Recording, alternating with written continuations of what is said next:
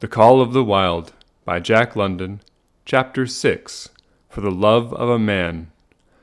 When John Thornton froze his feet in the previous December, his partners had made him comfortable and left him to get well, going on themselves up the river to get out a raft of saw logs for Dawson.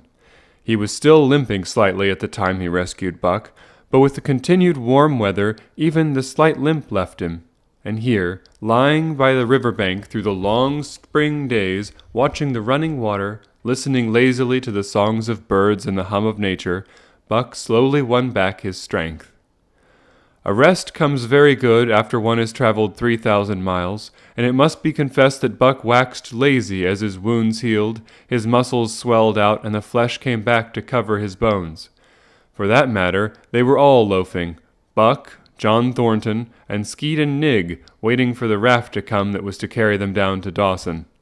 Skeet was a little Irish setter who early made friends with Buck, who in a dying condition was unable to resent her first advances. She had the doctor trait which some dogs possess, and as a mother cat washes her kittens, so she washed and cleansed Buck's wounds. Regularly, each morning after he had finished his breakfast, she performed her self-appointed task, till he came to look for her ministrations as much as he did for Thornton's. Nig, equally friendly though less demonstrative, was a huge black dog, half bloodhound and half deerhound, with eyes that laughed and a boundless good nature. To Buck's surprise, these dogs manifested no jealousy toward him. They seemed to share the kindliness and largeness of John Thornton. As Buck grew stronger, they enticed him into all sorts of ridiculous games, in which Thornton himself could not forbear to join, and in this fashion Buck romped through his convalescence and into a new existence. Love, genuine passionate love, was his for the first time. This he had never experienced at Judge Miller's down in the sun-kissed Santa Clara Valley. With the Judge's sons, hunting and tramping, it had been a working partnership. With the Judge's grandsons, a sort of pompous guardianship, and with the Judge himself, a stately and dignified friendship. But love that was feverish and burning, there was adoration that was madness, it had taken John Thornton to arouse. This man had saved his life, which was something, but further he was the ideal master. Other men saw to the welfare of their dogs from a sense of duty and business expediency. He saw to the welfare of his as if they were his own children, because he could not help it. And he saw further. He never forgot a kindly greeting or a cheering word, and to sit down for a long walk with them, gas, he called it, was as much his delight as theirs. He had a way of taking Buck's head roughly between his hands and resting his own head upon Buck's, of shaking him back and forth, the while calling him ill names that to Buck were love names. Buck knew no greater joy than that rough embrace and the sound of murmured oaths, and at each jerk back and forth it seemed that his heart would be shaken out of his body, so great was its ecstasy.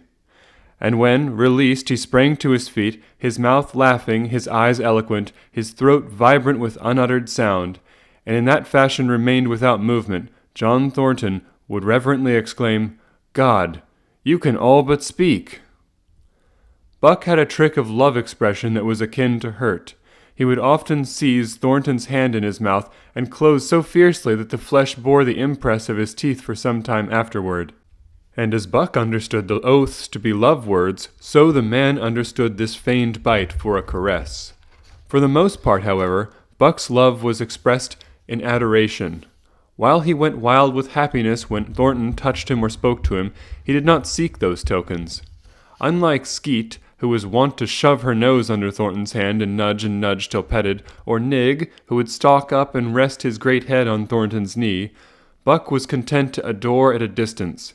He would lie by the hour, eager, alert, at Thornton's feet, looking up into his face, dwelling upon it, studying it, following with keenest interest each fleeting expression, every movement or change of feature. Or, as chance might have it, he would lie farther away, to the side or rear, watching the outlines of the man and the occasional movements of his body. And often, such was the communion in which they lived, the strength of Buck's gaze would draw John Thornton's head around, and he would return the gaze, without speech, his heart shining out of his eyes as Buck's heart shone out. For a long time after his rescue, Buck did not like Thornton to get out of his sight. From the moment he left the tent to when he entered it again, Buck would follow at his heels. His transient masters, since he had come into the Northland, had bred in him a fear that no master could be permanent. He was afraid that Thornton would pass out of his life as Perrault and Francois and the Scotch half-breed had passed out. Even in the night, in his dreams, he was haunted by this fear. At such times he would shake off sleep and creep through the chill to the flap of the tent, where he would stand and listen to the sound of his master's breathing. But in spite of this great love he bore John Thornton, which seemed to bespeak the soft civilizing influence, the strain of the primitive, which the Northland had aroused in him, remained alive and active. Faithfulness and devotion, things born of fire and roof, were his, yet he retained his wildness and wiliness. He was a thing of the wild, come in from the wild to sit by John Thornton's fire, rather than a dog of the soft Southland stamped with the marks of generations of civilization. Because of his very great love, he could not steal from this man. But from any other man, in any other camp, he did not hesitate an instant, while the cunning with which he stole enabled him to escape detection. His face and body were scored by the teeth of many dogs, and he fought as fiercely as ever and more shrewdly. Skeet and Nig were too good-natured for quarreling. Besides, they belonged to John Thornton. But the strange dog, no matter what the breed or valor, swiftly acknowledged Buck's supremacy, or found himself struggling for life with a terrible antagonist. And Buck was merciless. He had learned well the law of club and fang, and he never forewent an advantage or drew back from a foe he had started on the way to death. He had lessoned from Spitz, and from the chief fighting dogs of the police and mail, and knew there was no middle course. He must master or be mastered, while to show mercy was a weakness. Mercy did not exist in the primordial life. It was misunderstood for fear, and such misunderstandings made for death. Kill or be killed, eat or be eaten, was the law, and this mandate, down out of the depths of time, he obeyed. He was older than the days he had seen and the breaths he had drawn. He linked the past with the present, and the eternity behind him throbbed through him in a mighty rhythm to which he swayed as the tides and seasons swayed. He sat by John Thornton's fire, a broad-breasted dog, white-fanged and long-furred. But behind him were the shades of all manner of dogs, half-wolves and wild wolves, urgent and prompting, tasting the savor of the meat he ate, thirsting for the water he drank, scenting the wind with him, listening with him, and telling him the sounds made by the wild life in the forest, dictating his moods, directing his actions, lying down to sleep with him when he lay down, and dreaming with him and beyond him, and becoming themselves the stuff of his dreams. So peremptorily did these shades beckon him that each day mankind and the claims of mankind slipped farther from him. Deep in the forest a call was sounding, and as often as he heard this call, mysteriously thrilling and luring, he felt compelled to turn his back upon the fire and the beaten earth around it, and to plunge into the forest, and on, he knew not where or why, nor did he wonder where or why, the call sounding imperiously deep in the forest. But as often as he gained the soft unbroken earth and the green shade, the love for John Thornton drew him back to the fire again. Thornton alone held him. The rest of mankind was as nothing. Chance travelers might praise or pet him, but he was cold under it all, and from a too demonstrative man he would get up and walk away. When Thornton's partners, Hans and Pete, arrived on the long-expected raft, Buck refused to notice them till he learned they were close to Thornton. After that, he tolerated them in a passive sort of way, accepting favors from them as though he favored them by accepting. They were of the same large type as Thornton, living close to the earth, thinking simply and seeing clearly, and before they swung the raft into the big eddy by the sawmill at Dawson, they understood Buck and his ways, and did not insist upon an intimacy such as obtained with Skeet and Nig. For Thornton, however, his love seemed to grow and grow. He alone among men could put a pack upon Buck's back in the summer traveling. Nothing was too great for Buck to do, when Thornton commanded. One day, they had grub-staked themselves from the proceeds of the raft and left Dawson for the headwaters of the Tanana. The men and dogs were sitting on the crest of a cliff which fell away, straight down to a naked bedrock 300 feet below. John Thornton was sitting near the edge, Buck at his shoulder. A thoughtless whim seized Thornton, and he drew the attention of Hans and Pete to the experiment he had in mind. "Jump, Buck," he commanded, sweeping his arm out and over the chasm. The next instant he was grappling with Buck on the extreme edge, while Hans and Pete were dragging them back into safety. "It's uncanny," Pete said, after it was over and they had caught their speech. Thornton shook his head. "No, it is splendid, and it is terrible, too. Do you know it sometimes makes me afraid?" "I'm not hankering to be the man that lays hands on you while he's around," Pete announced conclusively, nodding his head towards Buck. "By jingo," was Hans's contribution. "Not myself either." It was at Circle City, before the year was out, that Pete's apprehensions were realized. Black Burton, a man evil-tempered and malicious, had been picking a quarrel with a tenderfoot at the bar, when Thornton stepped good-naturedly between. Buck, as was his custom, was lying in a corner, head on paws, watching his master's every action. Burton struck out without warning, straight from the shoulder. Thornton was sent spinning and saved himself from falling only by clutching the rail of the bar. Those who were looking on heard what was neither bark nor yelp, but a something which is best described as a roar, and they saw Buck's body rise up in the air as he left the floor for Burton's throat.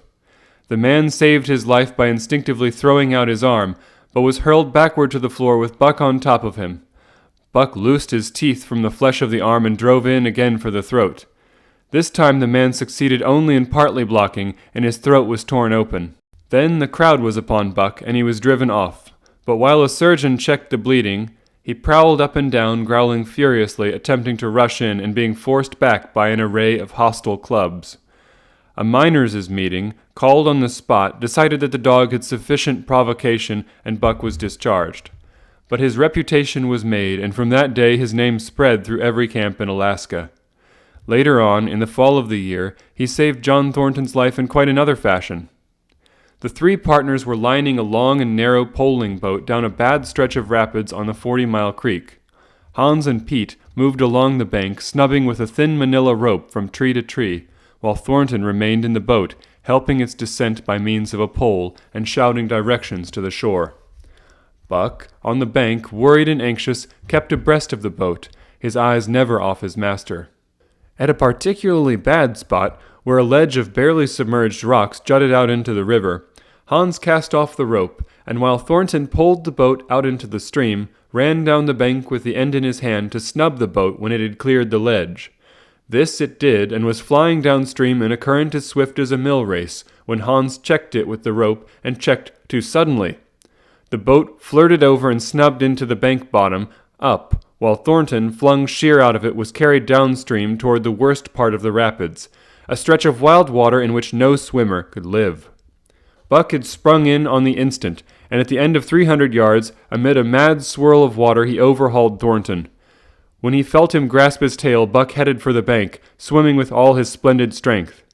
But the progress shoreward was slow, the progress downstream amazingly rapid. From below came the fatal roaring, where the wild current went wilder and was rent in shreds and spray by the rocks which thrust through like the teeth of an enormous comb. The suck of the water as it took the beginning of the last steep pitch was frightful, and Thornton knew that the shore was impossible. He scraped furiously over a rock, bruised across a second, and struck a third with crushing force. He clutched its slippery top with both hands, releasing Buck, and above the roar of the churning water shouted, "Go, Buck, go!" Buck could not hold his own, and swept on downstream, struggling desperately, but unable to win back. When he heard Thornton's command repeated, he partly reared out of the water, throwing his head high as though for a last look, then turned obediently toward the bank. He swam powerfully and was dragged ashore by Pete and Hans at the very point when swimming ceased to be possible and destruction began. They knew that the time a man could cling to a slippery rock in the face of that driving current was a matter of minutes, and they ran as fast as they could up the bank to a point far above where Thornton was hanging on. They attached the line with which they had been snubbing the boat to Buck's neck and shoulders, being careful that it should neither strangle him nor impede his swimming, and launched him into the stream. He struck out boldly, but not straight enough into the stream. He discovered the mistake too late, when Thornton was abreast of him and a bare half-dozen strokes away while he was being carried helplessly past. Hans promptly snubbed with the rope as though Buck were a boat. The rope thus tightening on him in the sweep of the current, he was jerked under the surface, and under the surface he remained till his body struck against the bank and he was hauled out. He was half drowned, and Hans and Pete threw themselves upon him, pounding the breath into him and the water out of him. He staggered to his feet and fell down. The faint sound of Thornton's voice came to them, and though they could not make out the words of it, they knew that he was in his extremity. His master's voice acted on Buck like an electric shock. He sprang to his feet and ran up the bank ahead of the men to the point of his previous departure. Again the rope was attached and he was launched, and again he struck out, but this time straight into the stream. He had miscalculated once, but he would not be guilty of it a second time. Hans paid out the rope, permitting no slack, while Pete kept it clear of coils. Buck held on till he was on a line straight above Thornton. Then he turned, and with the speed of an express train headed down upon him. Thornton saw him coming, and as Buck struck him like a battering ram with the whole force of the current behind him, he reached up and closed with both arms around the shaggy neck. Hans snubbed the rope around the tree, and Buck and Thornton were jerked under the water. Strangling, suffocating, sometimes one uppermost and sometimes the other, dragging over the jagged bottom, smashing against rocks and snags, they veered into the bank. Thornton came to, belly downward, and being violently propelled back and forth across a drift log by Hans and Pete. His first glance was for Buck, over whose limp and apparently lifeless body Nig was setting up a howl, while Skeet was licking the wet face and closed eyes. Thornton was himself bruised and battered, and he went carefully over Buck's body when he had been brought around, finding 3 broken ribs.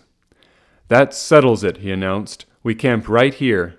And camp they did, till Buck's ribs knitted and he was able to travel.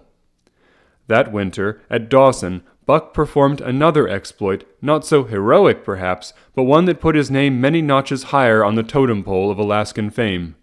This exploit was particularly gratifying to the 3 men, for they stood in need of the outfit which it furnished, and were enabled to make a long-desired trip into the Virgin East, where miners had not yet appeared. It was brought about by a conversation in the El Dorado saloon, in which men waxed boastful of their favorite dogs.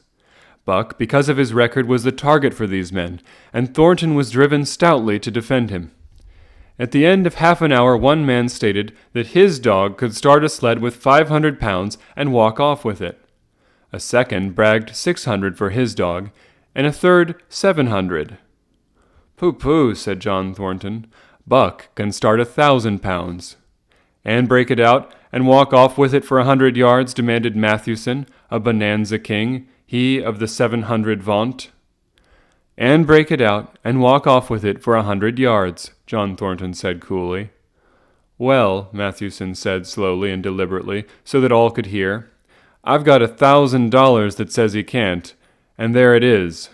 So saying, he slammed a sack of gold dust of the size of a bologna sausage down upon the bar. Nobody spoke. Thornton's bluff, if bluff it was, had been called. He could feel a flush of warm blood creeping up his face. His tongue had tricked him. He did not know whether Buck could start 1,000 pounds. 1/2 a ton? The enormousness of it appalled him. He had great faith in Buck's strength and had often thought him capable of starting such a load, but never, as now, had he faced the possibility of it, the eyes of a dozen men fixed upon him, silent and waiting. Further, he had no $1,000, nor had Hans or Pete. "I've got a sled standing outside now with 20 50-pound sacks of flour on it," Mathewson went on with brutal directness, "so don't let that hinder you." Thornton did not reply. He did not know what to say. He glanced from face to face in the absent way of a man who has lost the power of thought and is seeking somewhere to find the thing that will start it going again. The face of Jim O'Brien, a mastodon king and an old-time comrade, caught his eyes. It was as a cue to him, seeming to rouse him to do what he would never have dreamed of doing. "Can you lend me 1,000?" he asked, almost in a whisper. "Sure," answered O'Brien, thumping down a plethoric sack by the side of Mathewson's. "Though it's little faith I'm having, John, that the beast can do the trick." The El Dorado emptied its occupants into the street to see the test. The tables were deserted, and the dealers and gameskeepers came forth to see the outcome of the wager and to lay odds. Several hundred men, furred and mittened, banked around the sled within easy distance. Mathewson's sled, loaded with 1,000 pounds of flour, had been standing for a couple of hours, and in the intense cold, it was 60 below zero, the runners had frozen fast to the hard-packed snow.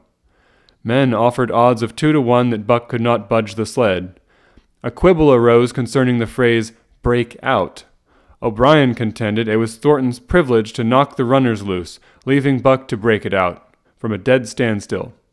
Mathewson insisted that the phrase included breaking the runners from the frozen grip of the snow. A majority of the men who had witnessed the making of the bet decided in his favor, whereat the odds went up to 3-1 against Buck. There were no takers. Not a man believed him capable of the feat. Thornton had been hurried into the wager, heavy with doubt, and now that he looked at the sled itself, the concrete fact, with the regular team of 10 dogs curled up in the snow before it, the more impossible the task appeared. Mathewson waxed jubilant. 3-1, he proclaimed. I'll lay you another 1,000 at that figure, Thornton. What do you say? Thornton's doubt was strong in his face, but his fighting spirit was aroused. The fighting spirit that soars above odds, fails to recognize the impossible, and is deaf to all save the clamor for battle. He called Hans and Pete to him. Their sacks were slim, and with his own the 3 partners could rake together only $200. In the ebb of their fortunes, this sum was their total capital, yet they laid it unhesitatingly against Mathewson's 600. The team of 10 dogs was unhitched, and Buck, with his own harness, was put into the sled. He had caught the contagion of the excitement, and he felt that in some way he must do a great thing for John Thornton. Murmurs of admiration at his splendid appearance went up. He was in perfect condition, without an ounce of superfluous flesh, and the 150 pounds that he weighed were so many pounds of grit and virility. His furry coat shone with the sheen of silk. Down the neck and across the shoulders, his mane, in repose as it was, half bristled and seemed to lift with every movement, as though excess of vigor made each particular hair alive and active. The great breast and heavy forelegs were no more than in proportion with the rest of the body, where the muscles showed in tight rolls underneath the skin. Men felt these muscles and proclaimed them hard as iron, and the odds went down to 2-1.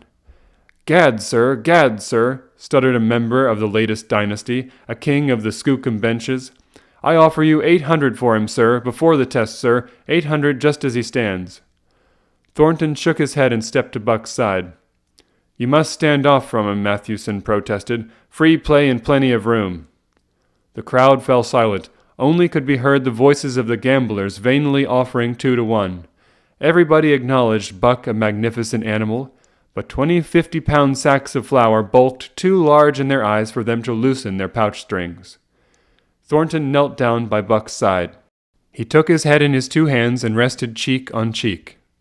He did not playfully shake him, as was his wont, or murmur soft love curses, but he whispered in his ear, "As you love me, Buck, as you love me," was what he whispered. Buck whined with suppressed eagerness. The crowd was watching curiously. The affair was growing mysterious. It seemed like a conjuration. As Thornton got to his feet, Buck seized his mittened hand between his jaws, pressing it in with his teeth and releasing slowly, half reluctantly. It was the answer, in terms not of speech but of love. Thornton stepped well back. "Now, Buck," he said. Buck tightened the traces, then slacked them for a matter of several inches. It was the way he had learned. "Gee!" Thornton's voice rang out, sharp in the tense silence. Buck swung to the right, ending the movement in a plunge that took up the slack, and with a sudden jerk arrested his 150 pounds. The load quivered, and from under the runners arose a crisp crackling. "Haw!" Thornton commanded. Buck duplicated the maneuver, this time to the left. The crackling turned into a snapping, the sled pivoting and the runners slipping and grating several inches to the side. The sled was broken out. Men were holding their breaths, intensely unconscious of the fact. "Now, mush!" Thornton's command cracked out like a pistol shot. Buck threw himself forward, tightening the traces with a jarring lunge. His whole body was gathered compactly together into tremendous effort, the muscles writhing and knotting like live things under the silky fur. His great chest was low to the ground, his head forward and down, while his feet were flying like mad, the claws scarring the hard-packed snow in parallel grooves. The sled swayed and trembled, half started forward. One of his feet slipped, and one man groaned aloud. Then the sled lurched ahead in what appeared a rapid succession of jerks. though it never really came to a dead stop again. Half an inch, 2 inches. The jerks perceptibly diminished as the sled gained momentum. He caught them up till it was moving steadily along. Men gasped and began to breathe again, unaware that for a moment they had ceased to breathe. Thornton was running behind, encouraging Buck with short, cheery words. The distance had been measured off, and as he neared the pile of firewood which marked the end of the 100 yards, a cheer began to grow and grow, which burst into a roar as he passed the firewood and halted at command. Every man was tearing himself loose, even Matthewson. Hats and mittens were flying in the air, men were shaking hands, it did not matter with whom, and bubbling over in a general incoherent babble. But Thornton fell on his knees beside Buck. Head was against head, and he was shaking him back and forth. Those who hurried up heard him cursing Buck, and he cursed him long and fervently, and softly and lovingly. Gad, sir, spluttered the Skookum Bench King. I'll give you 1,000 for him, sir, 1,000, sir, 1,200, sir. Thornton rose to his feet. His eyes were wet. The tears were streaming frankly down his cheeks. Sir, he said to the Skookum Bench King, no, sir, you can go to hell, sir. It's the best I can do for you, sir. Buck seized Thornton's hand in his teeth. Thornton shook him back and forth. As though animated by a common impulse, the onlookers drew back to a respectful distance, nor were they again indiscreet enough to interrupt.